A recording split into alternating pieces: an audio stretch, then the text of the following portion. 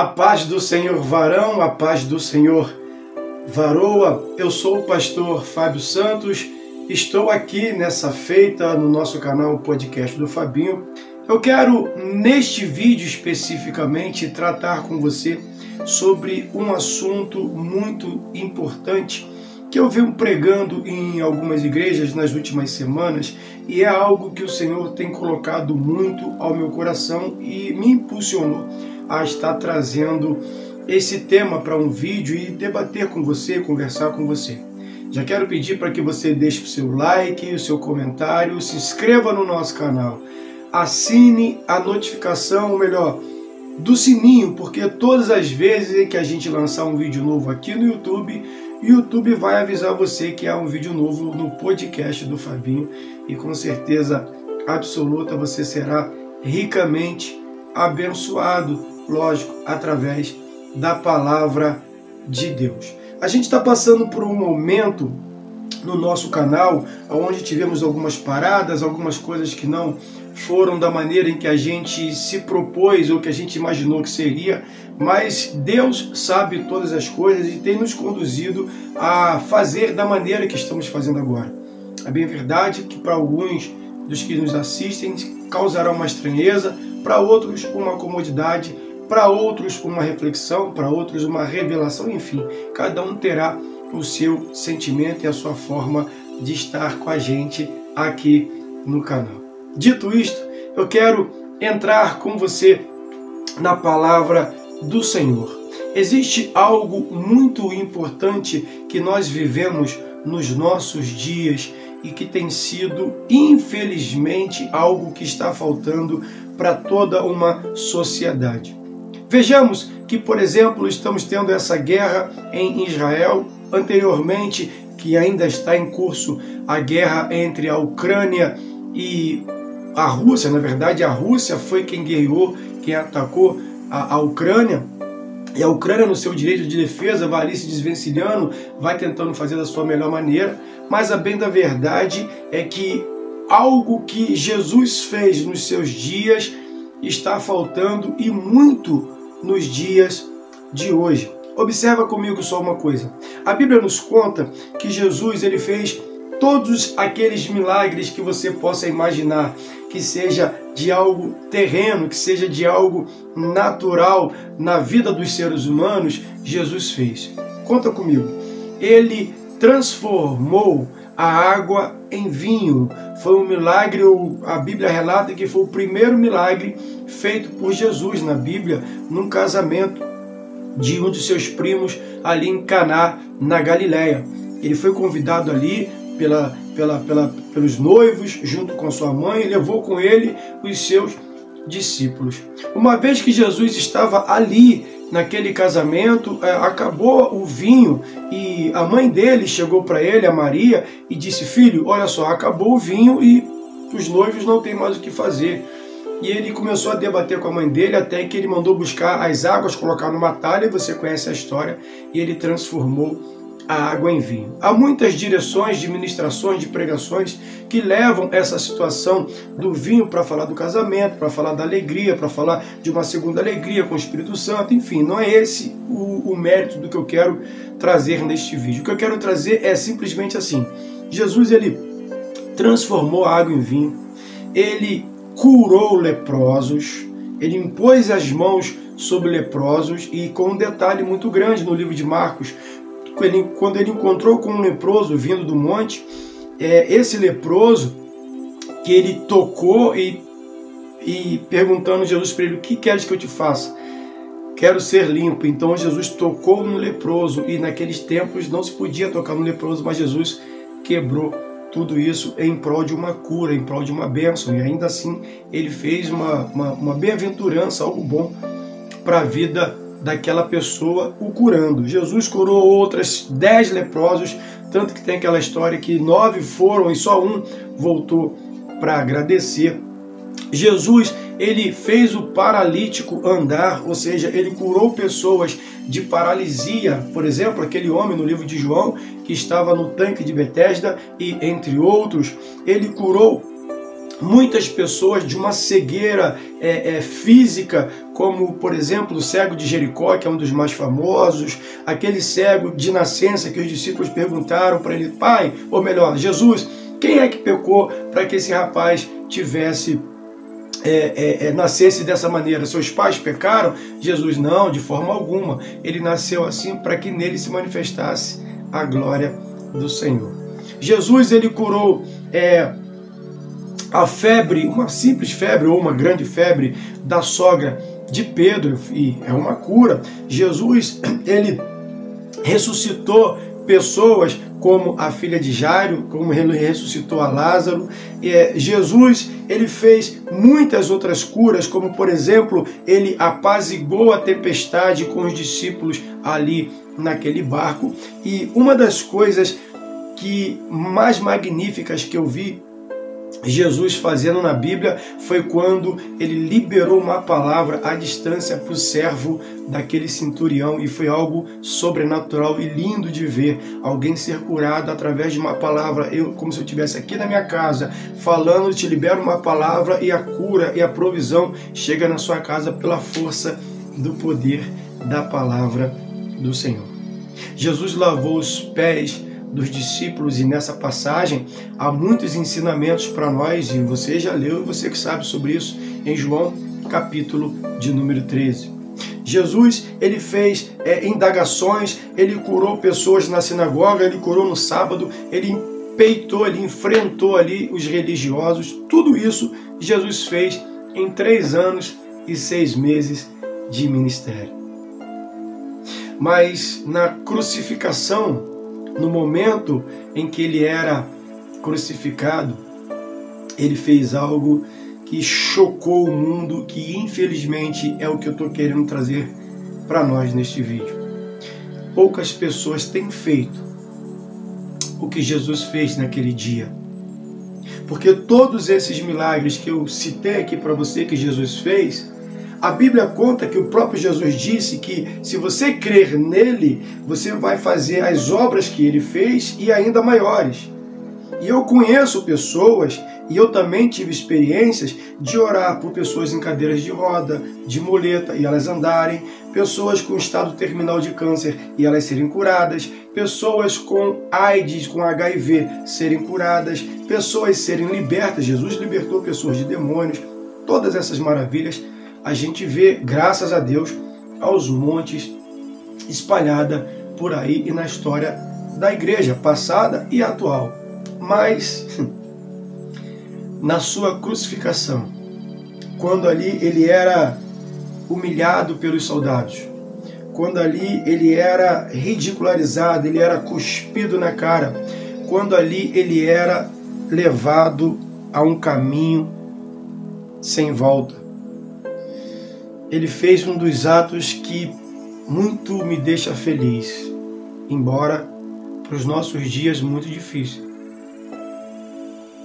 Ele chega para Deus, para o seu Pai, e fala: Pai, perdoa-os, porque eles não sabem o que fazem. No momento em que ele apanhava dos soldados, no momento em que ele sofria, no momento em que ele passava suas lutas com aqueles soldados, ele dizia para Deus em oração: perdoa, porque eles não têm ideia do que eles estão fazendo. Se eles soubessem o que eles estão fazendo, jamais eles fariam isso comigo, jamais eles tocariam em mim. E é o poder do perdão. O perdão tem poder de trazer à vida quem está morto. O perdão tem o poder de trazer a alegria àquele que está triste, porque a falta do perdão, o que vive envolto ao perdão ali é uma prisão. É a pessoa que vive amargurada, que vive sangrando e ela não consegue estancar aquele sangramento. Você que está me assistindo talvez tenha passado por todos esses milagres que eu relatei, que Jesus fez e que muitos homens e mulheres de Deus, o próprio Senhor, tem usado com os seus dons para acontecer nos dias de hoje. Porém, está faltando você perdoar aquelas pessoas que você sabe que elas não têm ideia do que estão fazendo com você.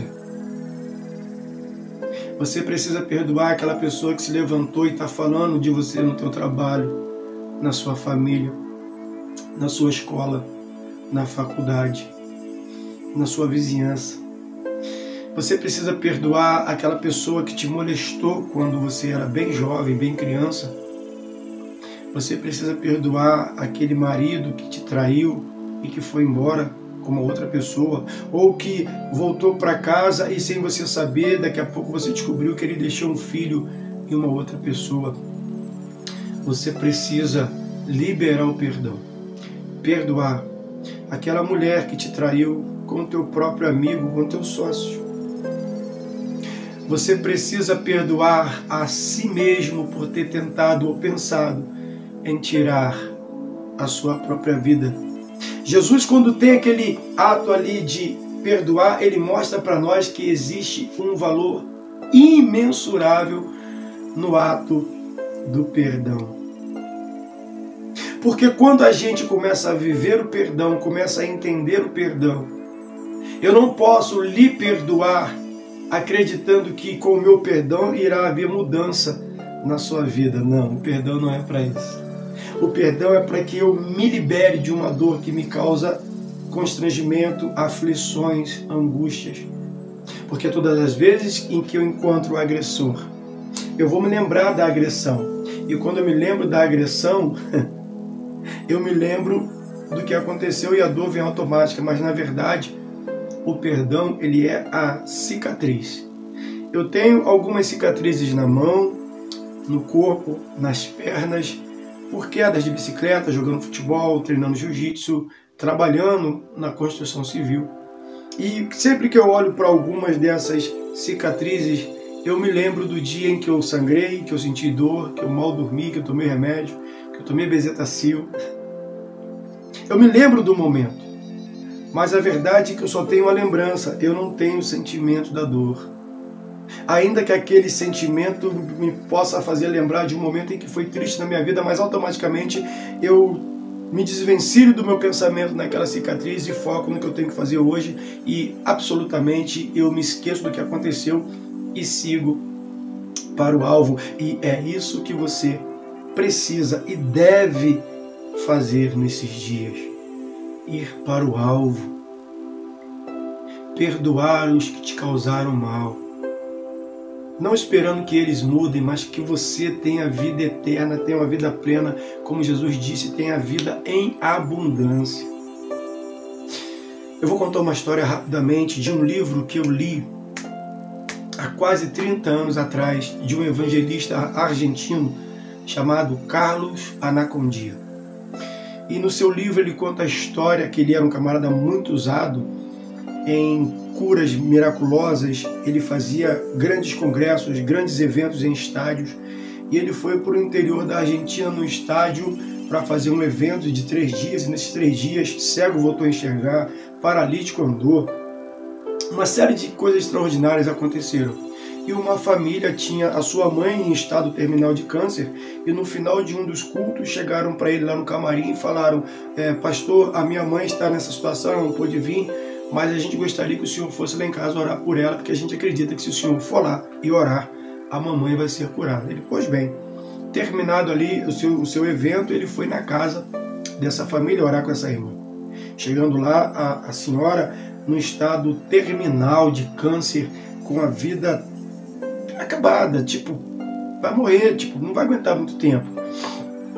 E ele começou ali a indagar a mulher, a conversar com ela, e o Espírito Santo soprou no seu ouvido e falou para ele assim: ore com ela, como você faz em todos os cultos. Ele foi, impôs as mãos, orou e percebeu que nada aconteceu, porque a gente que tem um dom, a gente sabe quando a nossa oração é eficaz ou que vai acontecer alguma coisa, ainda que não seja na hora. Mas a gente que tem um dom é como Jesus naquela mulher quando tocou nele, que saiu virtude. A gente sente alguma coisa maravilhosa acontecendo no nosso ser que confirma a nossa oração para cura ou para o evento, para o realizar daquele milagre. E ele percebeu que ele orou com aquela irmã e nada aconteceu. Deus fala para ele então: pergunte a ela sobre os filhos. Quantos filhos ela tem? Pede para ela falar sobre cada um dos filhos. E ele começou a perguntar a ela, e ela começou a sorrir e a falar da filha, falar dos 2 filhos. Aí Deus falou para ele, pergunte a ela sobre o filho mais velho. E ela falou muito bem do filho mais velho. E o filho mais jovem falou do caçula, falou da menina, falou bem de todo mundo dos filhos. E aí Deus entrou ainda na ação e falou para o pastor assim, pergunte a ela para falar sobre o genro, o esposo da filha. E ela elogiou o genro, falou maravilhosamente bem do genro. Aí Deus falou para ele assim, pergunte a ela agora para que ela fale da nora do filho caçula. Não do mais velho, mas do filho caçula. E ele perguntou, obedecendo a voz de Deus. E ela elogiou por milhares a nora do seu filho caçula. Aí Deus falou assim, pergunte a ela agora sobre a nora, a esposa do filho mais velho.